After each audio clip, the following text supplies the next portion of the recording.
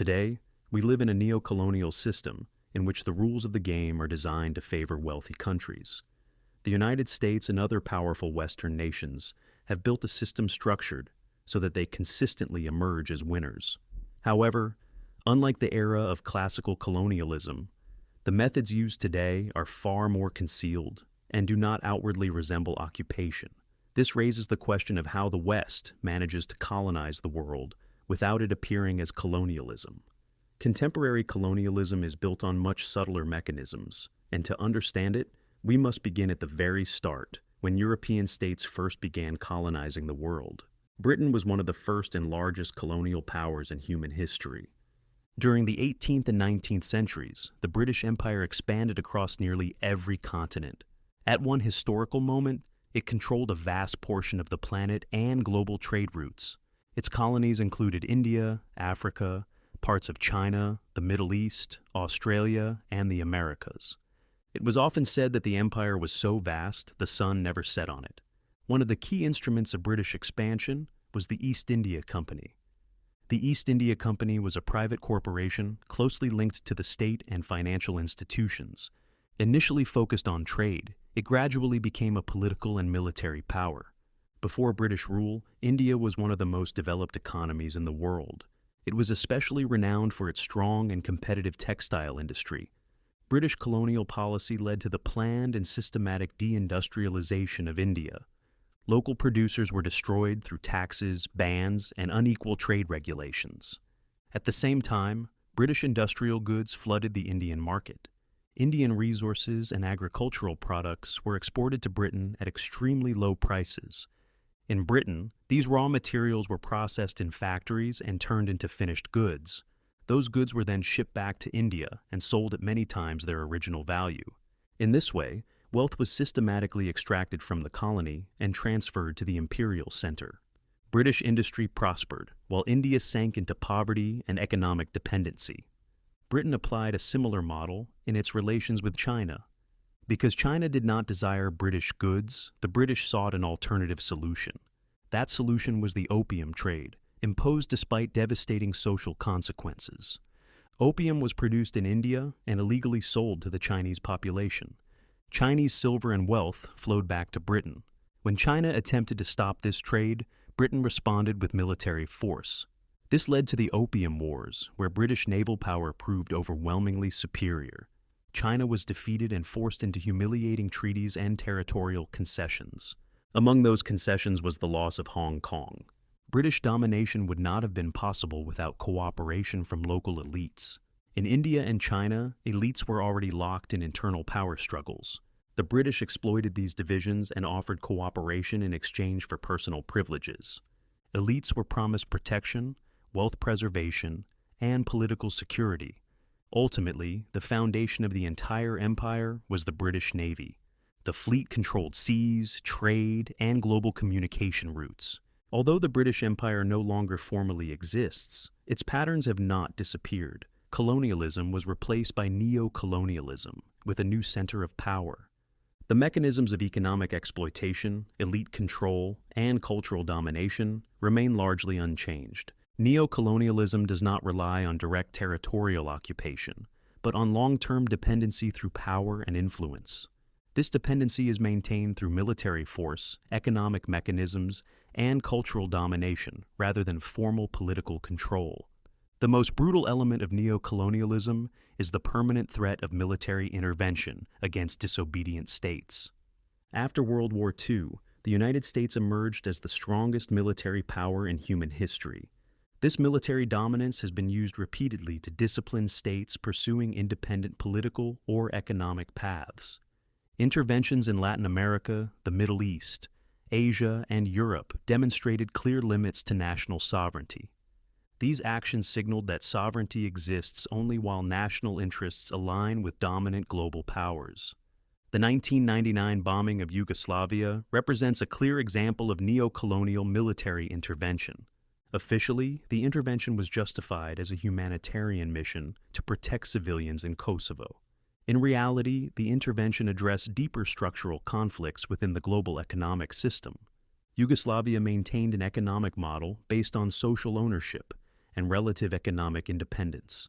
This model obstructed its full integration into the Western neoliberal economic order. Following the intervention, rapid privatization transferred key industries into foreign ownership. Strobe Talbot openly stated the intervention targeted Yugoslavia's resistance to neoliberal economic integration. Beyond military force, neocolonialism relies on subtle and largely invisible mechanisms of economic exploitation. These mechanisms are effective precisely because they are presented as neutral and scientific economic principles. Unlike classical colonialism, exploitation now operates through policy frameworks rather than direct coercion. Economic theories are imposed as universal laws, ignoring historical and structural differences between countries. One central mechanism is the theory of comparative advantage promoted through global free trade ideology. The theory claims all countries benefit by specializing according to their relative productive efficiencies. In practice, this theory ignores how developed countries historically accumulated their economic advantages. Wealthy states industrialized through protectionism, colonial exploitation, and strong state intervention. Only after industrial consolidation did they begin promoting free trade as a universal economic model. Developing countries are now pressured to open markets before building competitive industrial capacities. This forces them into permanent roles exporting raw materials, cheap labor, or low-value products. Global economic hierarchy is preserved while being framed as a natural outcome of market laws. Another mechanism involves unrestricted capital movement and the glorification of private ownership efficiency. This ideology justifies large-scale privatization in underdeveloped and transitional economies. Privatization is framed as modernization, regardless of social, institutional, or historical conditions. Domestic capital in developing countries rarely can acquire strategic or highly profitable enterprises. As a result, key economic sectors fall under foreign ownership and external control. Energy, banking, telecommunications, and industry increasingly operate according to external interests. Profits are extracted abroad, while domestic populations absorb social and developmental costs. States remain formally sovereign, but lose effective control over economic decision-making. A third economic mechanism is stabilization policy enforced through fiscal discipline and austerity measures. These policies restrict public spending, limit deficits, and reduce state involvement in development. They are presented as technical necessities rather than ideological or political choices. In reality, stabilization policies systematically block active industrial and development strategies. States lose the ability to protect domestic producers or strategically invest in development. Ironically, such interventionist policies built the wealth of today's developed economies. Once developed, those same policies were declared illegitimate for the rest of the world. Development is thus locked within existing global hierarchies and structural inequalities. Economic domination alone cannot sustain the system without ideological and cultural legitimacy. This legitimacy is provided through soft power rather than direct force or coercion. Soft power functions through attraction, imitation, and internalized identification with dominant models. The dominant power presents itself as culturally, morally, and civilizationally superior. Domination is therefore perceived as desirable rather than imposed or unjust. Western democracy is framed as the final and universal stage of political development. It is presented as a moral benchmark rather than one political system among many.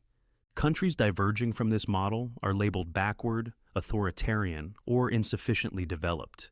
Historical and cultural contexts are excluded from these moral judgments. Political difference is transformed into a hierarchy of moral worth. Mass culture plays a crucial role in reinforcing this ideological framework globally. Hollywood, music, sports, and media glorify Western and especially American society. The West is portrayed as free, creative, and full of opportunity. The rest of the world is depicted primarily through conflict, poverty, or instability.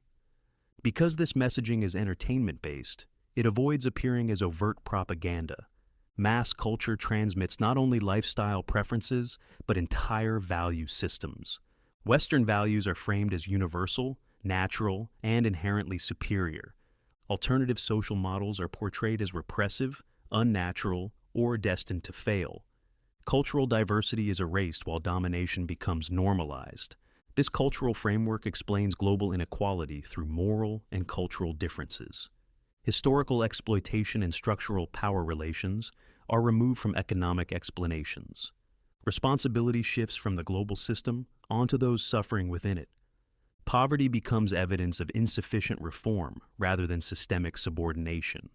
Soft power's greatest strength lies in making domination morally acceptable. The existing order appears natural, inevitable, and even desirable. Neocolonialism persists without constant repression by shaping consciousness and perception. Control is exercised primarily at the level of identity, values, and worldview.